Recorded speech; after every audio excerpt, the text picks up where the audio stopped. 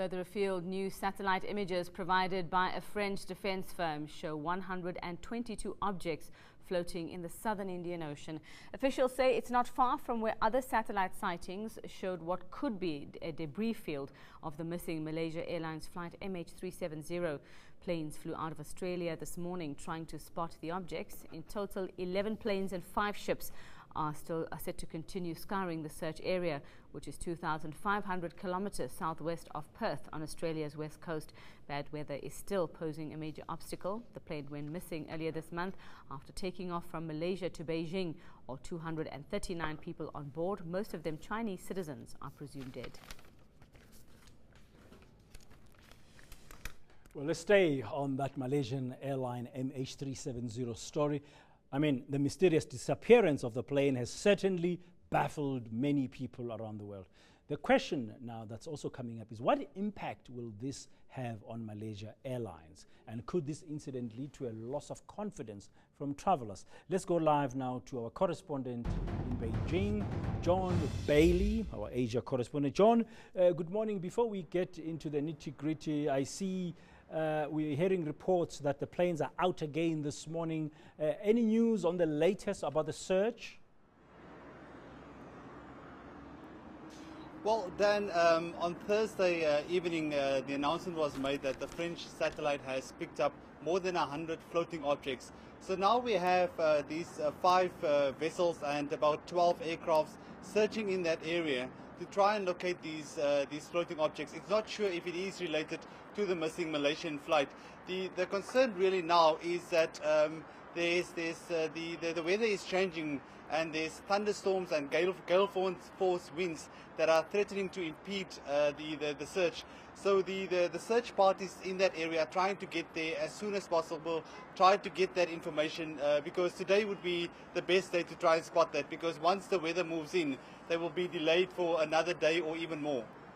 Okay, now this operation has revealed what people are regarding as good cooperation, multilateral cooperation among different countries, especially the military, but it's coming at a cost, eh?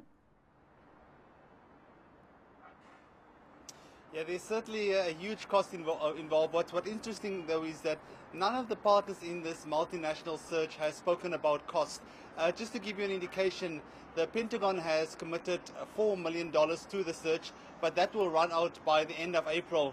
However, the US government has said that it is committed to Malaysia and it will assist the country for as long as it is needed.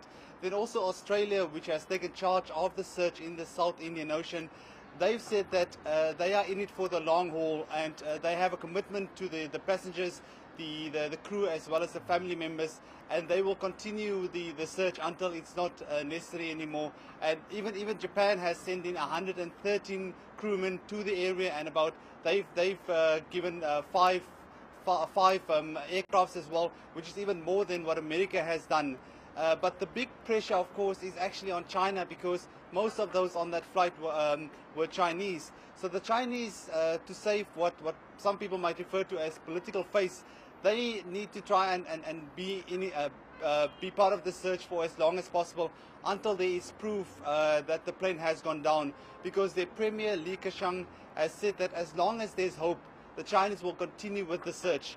And really the pressure is on the Chinese, even though there's so much talk about Malaysia having to do its part as well. It's very good to hear that cost is not uppermost at the moment in the minds of those who are trying to find the missing plane, and of course hopefully find elsewhere the people who were on board. Now the Malaysian Airlines has not been in good shape. This might impact it further in terms of financial position. Well, Dan, over the last 3 years, Malaysian Airlines has made a loss of about $1.2 billion. And I guess this year they will produce even more red ink. So the question is really as to how much the insurers will pay out for this plane. Because as far as I know, one insurance company has already paid out $100 million, and that will go towards the airline as well as to the family members. But the insurance companies will do more independent research as well, because if there's any sign of sabotage or that there was a mistake on the part of Malaysian Airlines, then the payout will be less. But Malaysian Airlines will probably want to, as a public relations exercise, they would want to start paying out their family members as soon as possible. And they have started paying out to the tune of $5,000 for the family members of those missing crew and passengers as well. Currently, I'm hearing that Chinese travelers are reconsidering their options of whether or not to use Malaysia Airlines.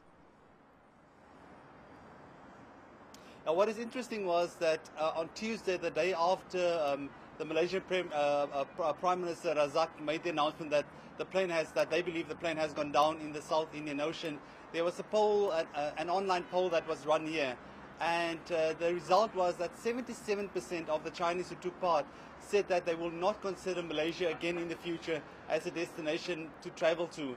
Now, the Chinese tourists makes up between 7 and 12% of the tourists to Malaysia, and it's increasing substantially. But the mere fact that this incident has happened, it's going to impact on the Malaysian tourism, which is probably not a good sign moving forward. Okay, John, thank you very much. We hope your sky will turn blue very soon there in Beijing. That's our Asia correspondent live to us from Beijing, John Bailey. Know more about your world. eNCA.com